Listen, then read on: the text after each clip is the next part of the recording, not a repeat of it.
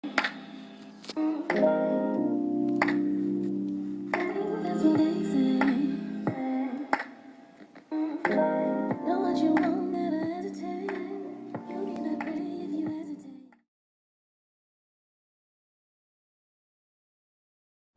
party people, I'm B. Dillinger and welcome to today's tutorial. We have a Gucci mashup slide. Now, this is a shoe that I came up with on my own. So I took one with a piece of hardware and I took one with some flowers and made a flower hybrid combination. Yeah, so this is my own idea. And for that reason, it's not a copy, right? So we're not trying to copy them and trying to fool people into thinking that they're real. They're not. You watch my channel and you have been rocking with me for a while, you'll know that I've done something similar to this about a year and a half or so ago. And so at that time, I made these pearl-inspired slides, which I really, really love, and I wore them to death. And when I wore these shits, every day, and they look awful now.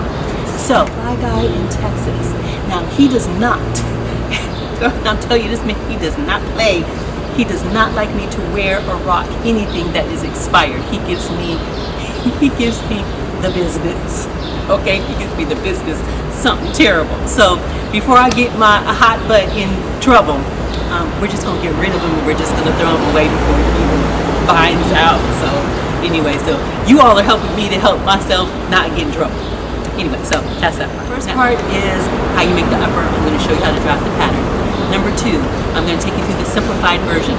Again, a little bit of glue, a little bit of painting, super duper crazy, dumb easy. Now, I normally don't do 2 versions. I usually only do 1. The reason that there is a second version is because one of my subscribers, one of you guys out there, left me a message in the comment section saying, and I'm paraphrasing, this is kind of how I imagine she said it to me, which was, B, why your tutorials always be so hard? And I was like, they're not hard, they're just challenging, right?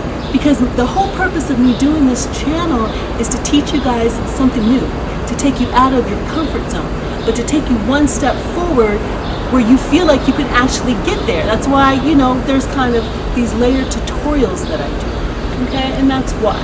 So the advanced version requires you to paint. Before I did this tutorial, I wasn't a painter. I wasn't. And so what I did is what a lot of you guys obviously do because you're tuning into YouTube channels, is I watched a bunch of tutorials and taught myself how to paint, right? And so over about a 4-day period or so, I just painted every night.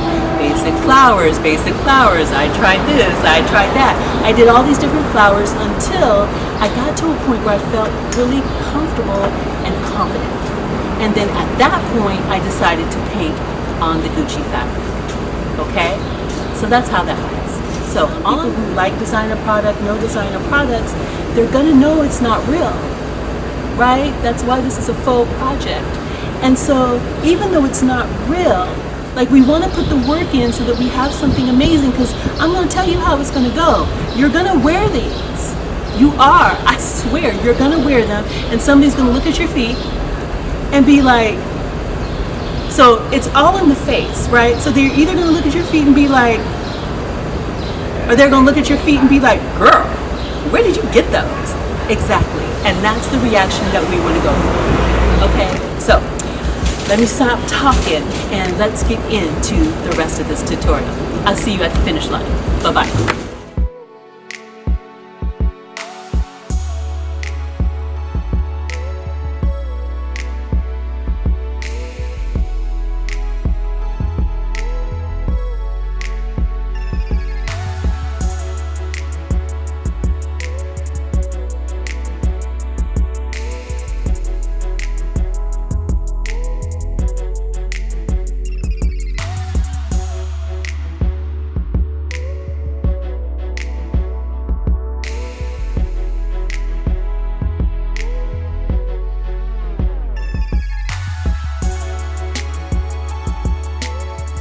A list of tools and materials can be found down below in the description box. Okay, party people, so let's get started. For today's tutorial, once again, we will be using the Adidas slides. When I bought these about a year or so ago, I was only aware of one style. Now it looks like they have a lot of different kinds. So if you want the ones that I'm highly recommending for this video, here's some footage straight from the box. Also note, they run big. Normally I wear a 10, but for this, I actually picked a 9.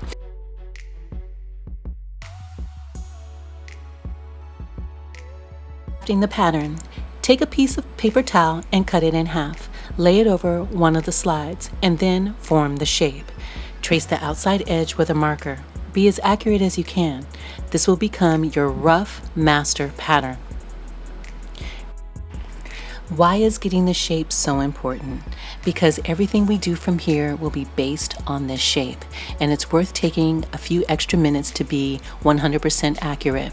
Also, the kind of glue that we're using is industrial strength, and the tack on it is super tight. If the pattern is off, it's hard to correct, and what we're going for is a cover that fits perfectly. Mark if this is the left or the right shoe, and do we mark the center? Because if we want the G's in the Gucci print to be dead center when we cut the piece, we need to be able to know where that is. Trace this cover exactly. When you lay it flat, you'll see that there's a shape to it. The top has a curved line and the bottom kind of slopes in a little bit, and then the right and the left sides are not the same, and we need to know exactly what we're looking at. And because we're going to be flipping the pattern upside down, as you'll see later in the video, you'll need to keep track of which side is the inside. So now let's make the final pattern. I recommend transferring this onto oak tag or cardstock paper. If you think you'll make this again, a heavier paper is easier to trace. First, you divide your paper in half. Lay your master pattern on top, matching the centers. Trace with a pencil. To smooth the edges, I'm using a tool called a French curve. Now, let's cut this out. Transfer all your notes to this new final pattern. Mark the center, the inside, and the outside edges. I'm using vinyl Gucci fabric, so the edges are not going to fray or unravel when cut. For this reason, I don't need to finish the edge. However, if you choose fabric, you will have to think forward a little bit of how you're going to finish your edge and turn the edge under toward the inside. Cut out your pieces. Lay down your pattern piece. The print of the fabric should run from top to bottom. Next, match the center of your pattern with the center of the G's. Then trace. To make the opposite side, flip the pattern over so it's face down, but make sure the insides are side by side. This is one of the main reasons why I use oak tag paper. The underside is obvious because it's green. Avoid any confusion, using a marker, I wrote on each piece which side was the inside edge. Simple version. I chose a bunch of embroidered flower decals. I wasn't sure how many I was going to use for the design, so I bought everything in pairs, or you can buy an amount that you can put on each slide. In terms of scale, I thought 3 different sizes of flowers had the best look. What didn't work were the colors they had in stock, but no worries, I have a workaround for that. Fabric paint. I use Angela's paints because they're for fabric, but I think any kind of acrylic paint should be okay. Just remember, it's easier to go from light to dark. The rest of it was easy peasy, lemon squeezy. I figured out the placement and glued them down to one side. Then I mirrored the placement on the other slide. This is why knowing which is the inside is so important. Yes, the decals look like they can be ironed on, but I opted not to do that because I wasn't sure how the vinyl would react to high heat. In terms of glue, I would suggest fabric cement, Shoe Fix, or E6000. Also, I have a video just about glues in case you want some more information about that, and you might want to check it out. And it includes a really cool glue hack. Okay, so let's take this to the machine and do a little bit of sewing. Normally I use 69 bonded nylon thread for my projects, but in this case I think commercial thread is okay.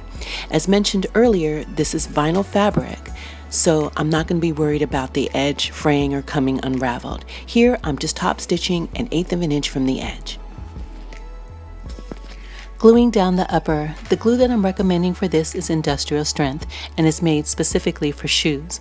When I was studying accessory design at FIT, this is what we used. A few words about it though. The smell is really strong, so you must use it according to the manufacturer's recommendation. Here's what you do. Coat both surfaces with the glue, allow to dry slightly, and then you stick together. I started on the inside of the slide first and then gently pulled it up and over the top. If your pattern is good, it should fit perfectly. I squeezed the layers together to get a good bond and let it dry a few hours. Done. Advanced version. Here's what I have to tell you about this part. So when it comes to the painting, as I said earlier, I really had to work at it and it didn't come naturally. If you need help, do what I did and just watch a few videos. Mainly here, you're gonna see my process. Listen, if I can do it, you can do it. So here's some things that you might find helpful. Look for reference images and create a mood board so you have some visual direction on what you want to do. Plan where you want your flowers. The first thing that I did was to place the hardware down to get a sense of the placement, and then I did a little dots on the fabric to kind of map out the space. Invest in a good fabric marker.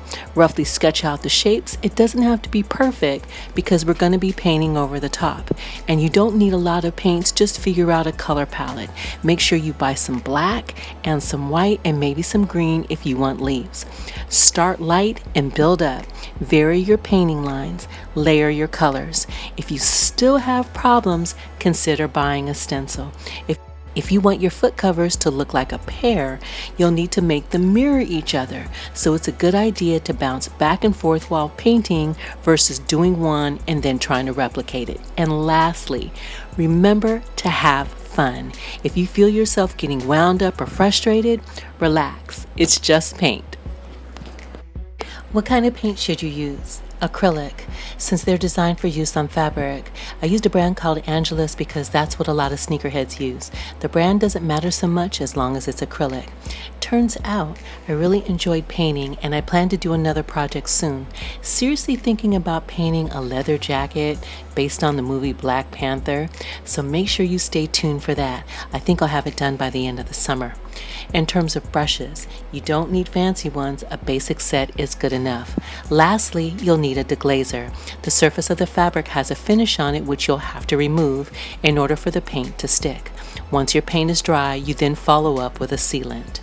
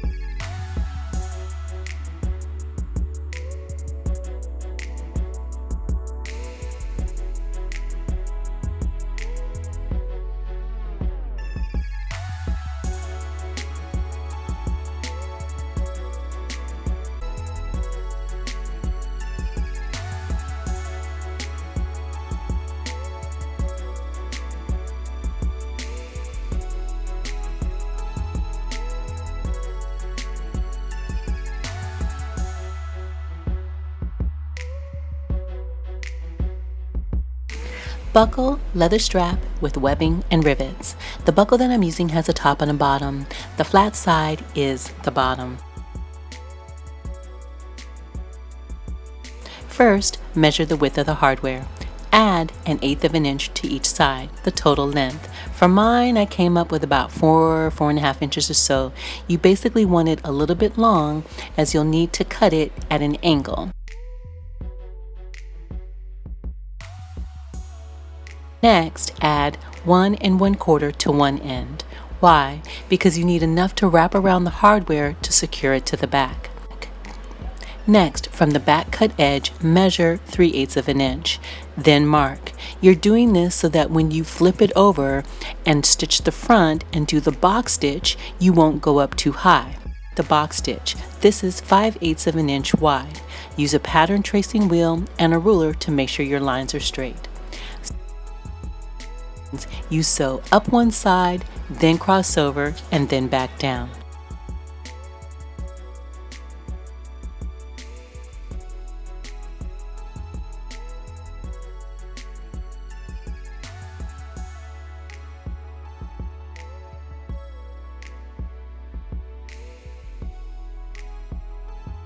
Next, trim your edges down slightly so the finished strap extension measures 3/4 of an inch wide.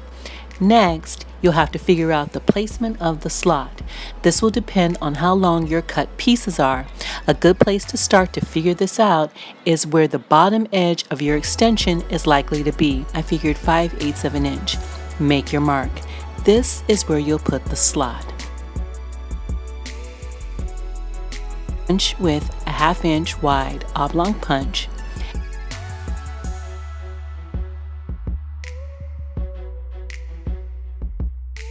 Center and insert in the bottom, put on your hardware, add a little bit of glue, and do your edge paint.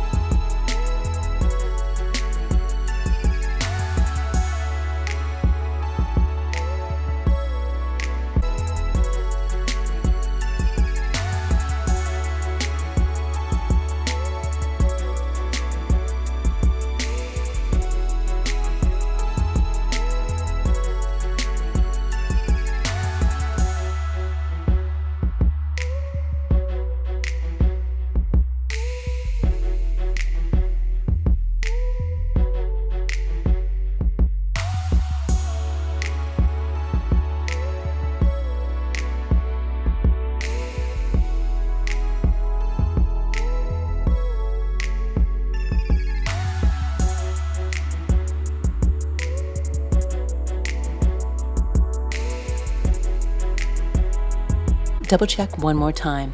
Put the cover on and lay the hardware down. Mark the end of the extension. You will cut this at an angle.